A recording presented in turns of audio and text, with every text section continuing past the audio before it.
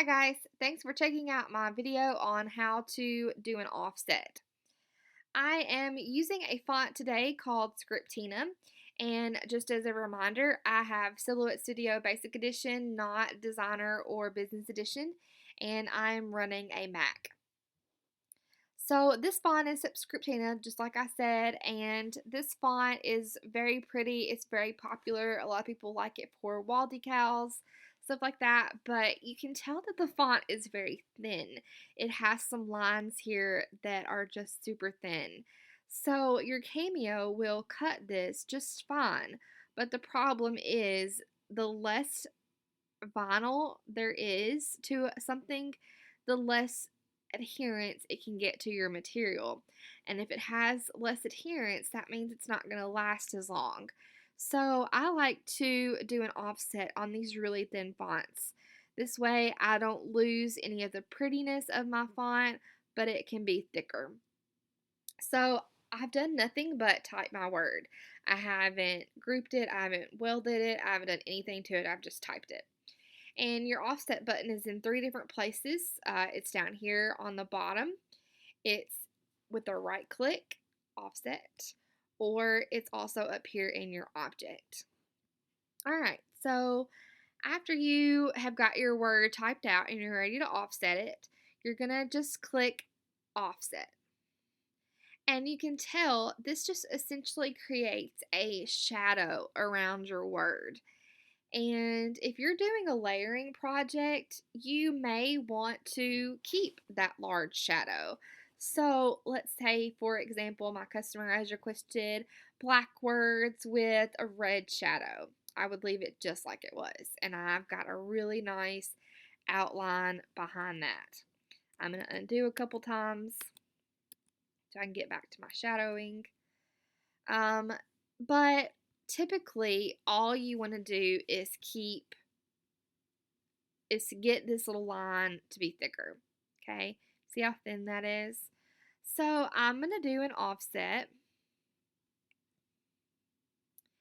and there are a couple different ways that you can adjust your offset. You can use this little arrow right here. I personally prefer to type the number in. When I'm doing an offset and I don't want anything more than my line to be thicker, I only do 0.003. That seems like a tiny offset, but it is usually enough to bring in my shadow just barely so that I get a very nice line that's thicker. Now, one thing you have to know about doing an offset. When you do an offset, you lose some of the crispness of your line.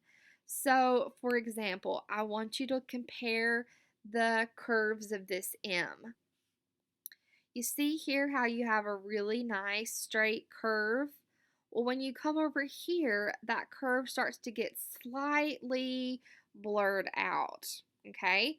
So you're just going to lose some of the detail if you have a font with some really pretty curls or swirls. If you do multiple offsets, you're going to lose the shape of that just a little bit each time. So that's why I don't do anything more than a 0.003. That is just about always enough to make my word more cuttable. Okay, so I'm going to delete that offset. The next thing I'm going to show you is an internal offset. And I don't use internal offsets very often. They do have their purpose, especially if you're using sketch pens, but I don't use sketch pens very often, so I don't really have a need to do internal offsets very often. But I am going to show you. I'm going to zoom in because internal offsets are easier to see zoomed in. So you can click on your word and you can do an internal offset. And again, this is very small. It does a very small internal offset. You can't see anything because it's coming in to your letter instead of out with the regular offset. So if I move that, where did it go? Oh, Yeah, see, there was barely nothing with this one. You can see it did not hardly do anything. I'm going to delete all those little pieces. Let's do a very tiny, and let's do 0.003. So there you go. Very small. It didn't really do much at all. So that's how you do an internal offset.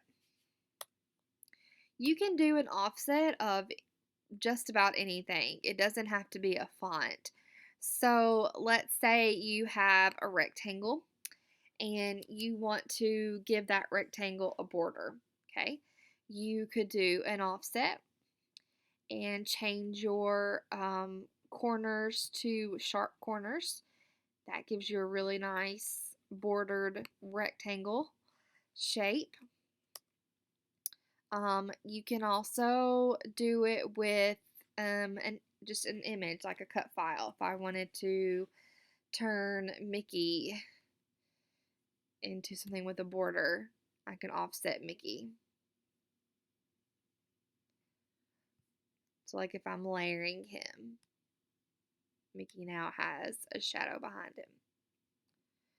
So this is a very good skill to know how to do. Offsetting is incredibly important for many projects. So now you know how to do an offset.